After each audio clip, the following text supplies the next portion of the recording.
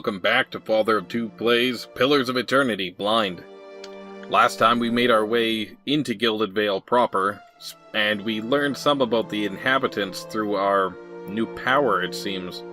We're ready to continue on now. What do we have here? Goldratt Chew. A staple of the Deerwood countryside, Goldratt Chew is a favorite of farmers who swear by the minor boost in energy it provides. Those who use it often find that they feel sluggish when they stop. The chew is made from the root of the golden celery plant. Huh. Interesting. What is it? So, we'll check out this house, we'll check out this place, these two places. We'll make our way around and stop at the inn last. Well? So we've been in that house. We've found out about these two guys' past, which is kind of cool. I don't know if that's maybe how you pick out what companions you want to take, or what that's about, but it's pretty cool. So we can't get in this lodging, it seems. I don't see a door. Maybe I'm just missing it, but I don't think I am. No, it's like around this side, and I can't get to it. Fair enough. Let's go over here, then. Check our map again. The smithy, and 2 buildings here. Another 2, 3, 4 buildings after the windmill. Whoa. What's happening? Swainer. We know there's more grain in there, Trumbull. We won't settle for scraps while you grow fat on our crops. A muffled shout emerges from inside the mill. The first of you drunkards comes through that door gets a shot between the eyes. Gods hear me, Swainer. I'll put you down like a dog. Come away for now, lads, but we'll be back, Trumbull. And we'll have fair prices, or by the flame, we'll have a reckoning. Against the grain. Clever. Very clever. Okay, let's talk to the man here. Oh, let's go get that ingredient that's sitting up here. Can we not? Yeah, there we go. We might as well. Settler's arrow. Let's knock. Or head in, I guess. Pausing to issue commands is an important part of combat in Pillars of Eternity. An elven man stands before you. His relatively stocky build suggests a life of labor. His face is pale and drawn, and his eyes wide. Behind him, a younger man and woman exchange worried glances. The miller raises a club as you enter. It shakes violently in his grip. Get back if you value your life. Hold on, I'm not here to hurt anyone. The miller hesitates, then lowers the club a fraction. Who are you? Is Swainer roping foreigners into his little crusade now? I know who Swainer is. What was all that ruckus outside? My name is Halcyon Rain. I've only just arrived in Gilded Vale. We'll go with that. Trumbull shakes his head. You picked a bad time to come visiting. Gilded Vale's had all its shine scraped off. Just a big dung heap now. And Swainer thinks he's king of it. And they're all of them mad. What's with all the ruckus outside? Trumbull shakes his head. Where to begin? Swainer's whipped them up into a froth, going on about the grain stores, claims I've hidden most of it away. All I do with the grain is sell it. I can't create it out of thin air, and I can't hand it out for free. I pay the farmers for the crops they bring in, and I sell what comes out of the mill. Most of it goes to the Black Hound on the west side of town for ale, and Swainer and his lot sure don't mind that part. Yeah, of course they don't. You take a look at the fields on the way into town. The crop's blighted, and most of them... Oh, it was a question. You take a look at the fields on your way into town? The crop's blighted, and most of what I'm getting from the farmers... Trumbull gestures to the sacks and containers. It's gone off, rotted through. I can't pay top prices for blighted wheat, and I've barely got enough good grain to go around. Swainer's howling after the things he has no right to. Seems like a pretty clean story for a messy situation. Maybe I ought to have a talk. Let's go with that one. The second one. Trumbull frowns. It's not. He pauses. Look, Swainer's always been a rotten bastard, with stores so limited, maybe I save the good stuff for the people who deserve it. Offra, for instance. She's expecting a child. Should I let her starve instead? No. No, I guess not. Do the villagers know about the grain supply? Trumbull looks embarrassed. Some. The innkeeper, for instance. It's better not to worry anyone. I'll be trading for supplies soon enough. If we could just keep things calm until then, we'll be in the clear. Yeah. The innkeeper? Trumbull winces. I wouldn't drink the ale, is all I'm saying. Okay. Well, maybe I ought to have a talk with him. The miller all but sags with relief. Oh, I'd be grateful if you did. He won't listen to me anymore, but maybe you'll have better luck. Tell him we're all having a hard time of it, and we'll all have to make some sacrifices. We'll be in your debt for it, if you can convince him. Interesting. Oh, there's like a bunch of people in here. Oafdane? I'm sure Father can explain a lot better just what's happened here. My father's a good man. He's always done right by the town. He does seem like he's trying to do the right thing. Let's quick save before I, loot this and get caught. I could, I suppose, go stealth mode. Oh, I don't need to steal their grain. They're running out of grain. I don't need grain.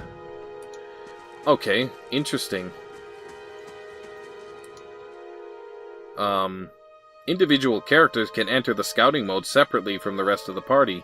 A dashed selection circle indicates which characters are currently scouting. So does that mean I could launch stealth attacks like that?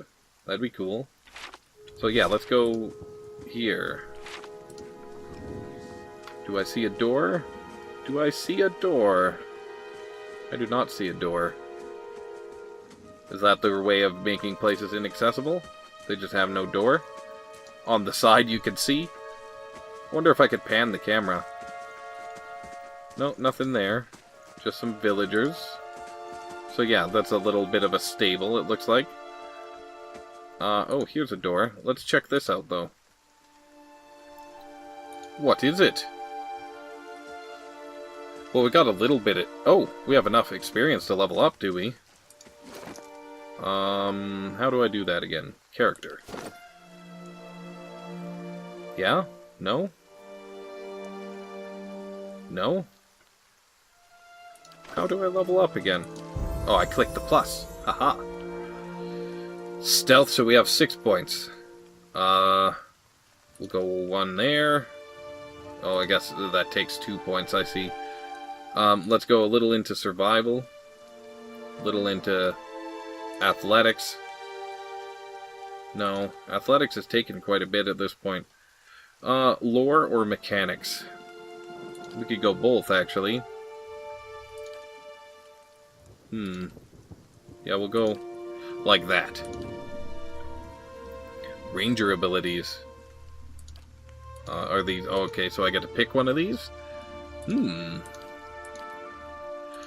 Swift aim. The ranger gets into a speedy and fluid offensive rhythm, reducing accuracy but increasing fire rate and reload time with a ranged weapon, and attack rate with melee weapons. Wounding shot. As he or she would with fleeing prey, the hunter aims for a spot that will slow the target's enemy's progress, hobbling the target and inflicting raw damage over time to it. Hobbled sounds like a good thing to have. Predator's sense. Heightens the predatory instinct of the ranger's animal companion, giving them a damage bonus on any creature suffering a damage over time effect. Ooh, that's pretty cool if we had wounding shot. Vicious aim. By lowering the attack and reload rate, the ranger is able to take more careful aim, giving them increased accuracy and damage. Well, that sounds like my kind of thing. We're going to take that one. And maybe we'll take wounding shot next time. No new talents? Alright. Well, let's continue on then. Oh, I see. It's the sign. What is it? Black Hammer Smithery. Of course. Of course. What is it? I just want my kids back. If a character's endurance is reduced to 0, the character is knocked out, but will get back up with full endurance if their side wins the battle. Okay. What have we here? Well, that would be stealing to grab any of that stuff. So let's save. Let's see, these guys must have souls to inspect? Yes. Reach out for the soul. You see a man crouching surreptitiously and alone, a series of untamed shrubs, all that hides him from the vision ahead. His eyes are locked in a Delamgan? Beautiful and terrible, eyes half-lidded as she hums. A bird with fantastic blue and orange plumage sits on her shoulder, trilling gently, and the man is entranced. Trembling, tentative, he stands, and the tranquility is broken by the bird's startled squawk. Or squawk. What's a squawk? The Delamgan half smiles, beckoning the twig-like figures. With twig-like fingers, rather. She does not speak as he approaches. His mouth is dripping sounds of awe and admiration. She waits, coy and tempting, and with agonizing slowness he is before her. Then, something changes. She sees something hanging limply from his side and begins to hiss, fingers suddenly claws and eyes black with hate. He has no time to reach for his axe or grimoire as she strikes, and just as soon as she strikes she is gone, and the only evidence of her existence, the shuddering wreck on the ground. He grabs at his grimoire nevertheless and begins to chant, but the words of a magical language of his own imagining scribbled in a maniacal shorthand, ring hollow, and the silence continues unabated. He turns and shrugs at someone or something, but if there is something there, you do not see it. Strange. And let's check this guy's past. I assume it's their past. You see a group of adventurers surrounded by a crowd of attacking Zaurips. This man is with them, seemingly unconcerned by the battle, even detached from it as he stands in the middle of his comrades, chanting, his expression bordering on elation. Oh, he's a chanter, I think. His voice is powerful and deep, booming out across the combatants as a rich counterpoint to the chaos of their fighting. With every phrase, the battlefield changes. His allies glow with a pulsing blue light, freezing the Zaurips that surround them. A blazing pyre erupts from the ground, cutting and burning the creatures and sending them scattering. One of the fallen Zaurips suddenly explodes as 3 giant grubs crawl from its corpse and attack the remaining enemies. The man continues to chant, thoroughly enthralled in the joy of the moment. Finally, the creatures have been reduced to 1. His allies stand back as the man approaches it, still chanting. He removes his hammer and swings it at the Zaurip. The phrase ends as the hammer connects with its head, punctuating the spell and bringing his song to an end. That's a pretty cool, that was my other choice maybe for a class. That seemed like a cool class, the Chanter. The bellows sigh into the furnace and the coals burn brighter. As you wish. Don't tell Tau Tanu, but I think Dunstan over in first fires might have an edge on him. Okay. Dented and dull, these swords look ready for the forge. Okay. Let's talk to the Tau Tanu. This Aumau man is of an impressive build, towering over the countertop. His skin is the dusky blue of the deeper oceans, and his thick arms boast corded muscle. Small ears frame a square-jawed face coated in smeared soot and arcing black tattoos alike. He offers you a broad smile as you approach. Welcome! You're the first new face I've seen in quite some time. What can I do for you? Is this your shop? That it is. Been here near on 20 years now. Seen all manner of things over the years. Good luck and bad. Tautanu glances at the guard standing watch along the wall. But the Black Hammer smithery remains. What do you have here? You come to us at a strange time, I'm afraid. The stock's not what it used to be, but we've fine weapons and armor to offer yet. I'll forge right here at the Black Hammer. What happened? We just don't have the supplies. Been expecting the next delivery for near on a week now, and haven't seen a sign of it.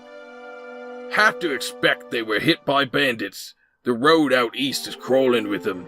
Or my workers ran off with the wagon themselves, maybe to make some coin, Tatanu snorts, as if that lot would dare. Tautanu scratches his jaw, thinking, if you happen to be headed that way, maybe you could keep an eye out for my supply wagon, or my shipment at least. They'd be cutting through the Black Meadow, I expect. Only good road for it. As it is, most of our weapons go to His Grace, Lord Redrick. Tatanu glances at the nearby guard. And that's as it should be, but it doesn't leave much for outsiders. We just don't have the iron.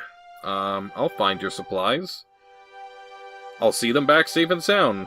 Where was the wagon traveling from? Important information. We send a wagon up to New Halmar with weapons, and it swings round through Logholm and the like to purchase supplies. Shortest route back is through the Black Meadow, and then north through the wilds. Tautanu shakes his head. Had a trader come through with word they'd made it to Logholm, but haven't heard a thing since. I'll see them back safe and sound. I'd appreciate your trying, anyhow. You bring back the supplies at least, and I'll have much more to offer you. A discount to start, and if you do find my workers, you give them a good smack upside the head for me. Huh, okay. What is it? Can we barter? I'd like to see your wares, please. Of course, you won't find finer anywhere else. Camping supplies. Ooh, special weapons. That's cool. A pike, an arbalist, and a stiletto. That's cool. What else do we have? Outworn buckler, mail armor. Is that any better? Doesn't seem to be. Minor ring of... Ooh, those are cool. Rings and belts, special ones, and a cape. Bronze horn figurine, what is that?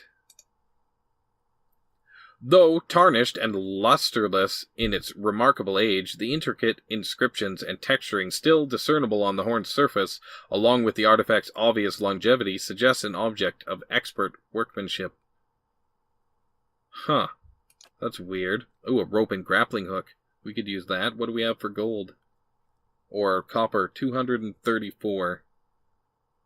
Yeah, we could use that. Pry bar. Yeah, we should buy these things. And what do we have to sell? I don't think we need this. Oh, it's not worth anything. Okay. Does it weigh anything? No. Let's sell everything we can. Maybe we'll keep the helmet. We don't need the extra hunting bow or the hide armor. Hammer and chisel we'll keep. Tattered journal we'll keep. We'll get rid of the mace and the hatchet. And the torch because we have more. These shields. Could sell both of those, I believe, for now. And let's check. There we go. Let's see. We probably don't need most of these things, so let's sell dagger, hunting bow, crossbow. I'm sure we'll find more in the immediate future. We should have carried most of that armor with us. It's quite, it's worth quite a lot, actually. We'll keep those for now. Oh, wait, what was that cloak? Oh, okay, yeah. We don't need any of this stuff, but it's not really worth anything. Okay. White leaf is. Wolf hides. Lockpick. Anything else? No, that seems good. Let's trade. And we made some money, even. Okay. Fair enough. I think that's everything we need for now. I'm interested in that horn and its value. Yes. Everyone seems fine with my wolf just wandering around. That's kind of cool. Alright. That's nice, that little icon. It makes it a little bit of a pain sometimes in Baldur's Gate to go indoors. Not that bad, though, but that is a nice little change. Okay, so we've come around, checked most of these buildings. I don't think we could get in this one. But let's, oops, let's pause. Let's take a look over here. We might as well, and that's an exit. Just some villagers. Nobody with a special story. And it looks like no way in here. Okay, so we'll check our map. Let's go pick this thing. Whatever plant that may be. And we could check out the field while we're nearby. What is that? It might be something, yeah, Pilgrim's Crown. Despite the rain, the stalks feel as dry and stiff as a locust's husk. Huh. Oh, we got 2 more guys here. Ronan Teronian and Hugo. And they're gonna have stories, I'm sure. You see a group of people standing around a wagon transfixed on a sword as it swings in a large, graceful arc. This man holds the sword, passing it from hand to hand, with a relaxed ease, making the blade dance in front of his audience. He tosses it into the air, spins, then puts his arm right behind his back to catch it. The crowd claps excitedly, and a couple of them gasp, certain they were about to see a tragedy. Okay, so he's a skilled fighter. Hugo. You see a room, bright, warm, and covered in greenery. There isn't a spot in the entire space that doesn't have some kind of plant growing in it. Small, germinating seeds in a corner here, large, sprawling vines climbing the walls there. Although most of the plants are actually in some kind of container, there are a few that have grown from the dirt floor itself. These are just as lovingly cared for as anything else in the room. This man wanders through the plants, smiling at each and every one, an old pipe clenched between his teeth. Stopping next to one, he touches a leaf, lifting it up to look at the underside, then gently rubs it between his fingers. He takes a small handful of the soil it grows in and crushes it with his fingers. Satisfied, he drops the soil back into the pot and continues to the next plant. He hums a low, cheery tune as he moves among the plants, occasionally stopping to sing a few words of something to one of them. Finally, he reaches the door, having visited every plant in the room. He turns back to look at them, a look of serene pleasure on his face. Then he turns back and is gone. So, what is it? A druid? Perhaps? Should we check out that basement? I'm actually kind of intrigued by that one. I think we should, before we go to the inn. As one of our last stops. So, nothing down here. Nothing doing. Could exit a couple ways there. We got 2 more places to visit and this guy. So, let's go check out this basement first. And I quick saved, so we shouldn't have any problems if we just die down here to some beastie. When targeting attacks, spells, and other abilities, the dotted ring around the character indicates the maximum range of that action. Selecting a target outside the ring will require the character to move. A rising sun and 3 dawn stars, the symbol of Athos.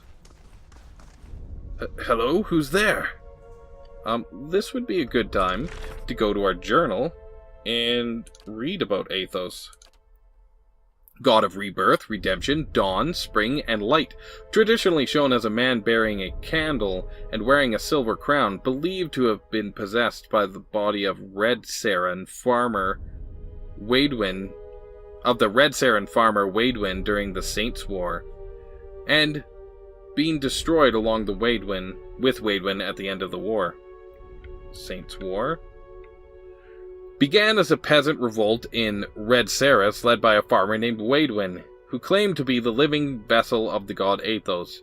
After overthrowing the Red Saren government, Waidwin invaded the neighboring Deerwood, where he was destroyed by a weapon dubbed the Godhammer Bomb. Athos has not been heard from since. Huh. We're 10.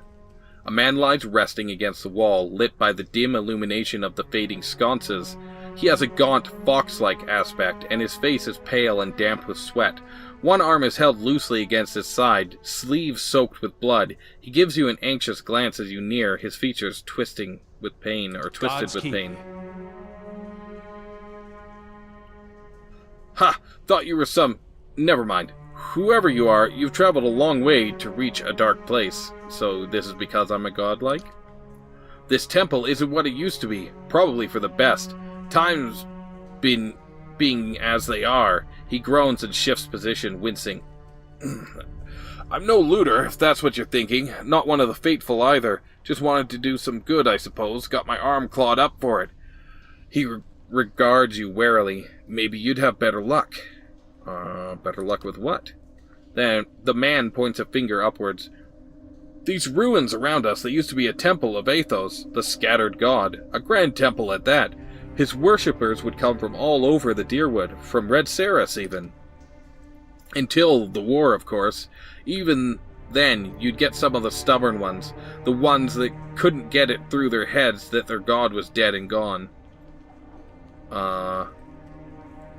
Get to the point? Go on? Is this really the time for a history lesson? Lord Redrick allowed them to worship? Yeah, that's a pertinent question. Lord Redrick would clear out the place from time to time, make arrests. It wasn't until the legacy that he started, losing patience. He sent his guards in to put the priests to the sword, bring the whole place down, burn some of the books, and that was that. He looks away.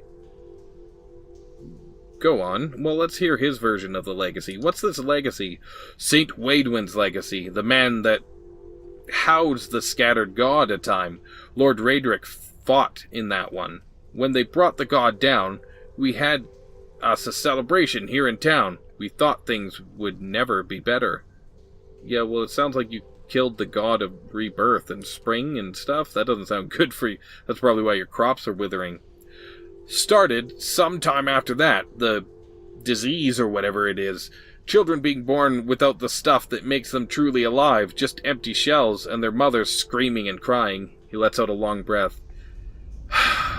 It's destroyed us. Gilded Vale, I mean. The thinking is, it's Waidwin having a last laugh. Strikes me as a little petty, even for a dead god. He smiles thinly. But Lord Redrick believes it, and that's all that matters. Go on. Once the legacy started, Lord Redrick decided that he'd been too lenient on the Ithosians. He had his own people, or his people, go in and put them to the sword, left them down there, buried under a heap of rock. After that, Redrick ordered the temple sealed. It's been years like that, up until recently. Lord Redrick hopes that if we rededicate the temple to a living god, then we'll be forgiven, and the legacy will end. See? He smiles wryly. But until then, the temple is as you see it, unguarded. That's where you come in. Wertan licks his lips. Those priests, maybe they didn't have a lick of sense between them, but they still didn't deserve to go like that, chopped down in their god's house. It doesn't sit right with me. If you could get down there, find their remains, maybe we could finally give them a proper burial. Wertan breathes out. No small task. There's coin in it for you, if you need motivating. I'll take it you aren't supposed to be in here. I'll find them. You're long dead. What does it matter? Or they're long dead. What does it matter where they're buried? Wait, you want me to bring you some skeletons? I have questions first. I take it you aren't supposed to be in here. Wertan laughs bleakly. Well, I meant to be in and out nice and quick. I'm not hurting anyone. It's just Lord Redrick's forbidden anyone having anything to do with the scattered god. It'd be a little harder to explain to him than you. It's a good cause, though, isn't it? And you could make some coin in the process. I have some questions first. Yes? Why can't you do this yourself? Well, I tried. Only got a short ways in before I got in over my head. Wertan grimaces. Haven't raised a blade in a long time. It turns out it isn't something you could just pick up again. But you look like you can handle yourself. Who are you, anyway? Wertan offers you a weak grin. Name's Wertan. I've lived in the Gilded Vale long enough to remember how grand it used to be. He shrugs and looks away. I used to help the temple sometimes, bring supplies. That's all. Won't Lord Redrick mind us digging around down here? Yeah, let's ask about that. I won't go telling him about it, lingering in these places.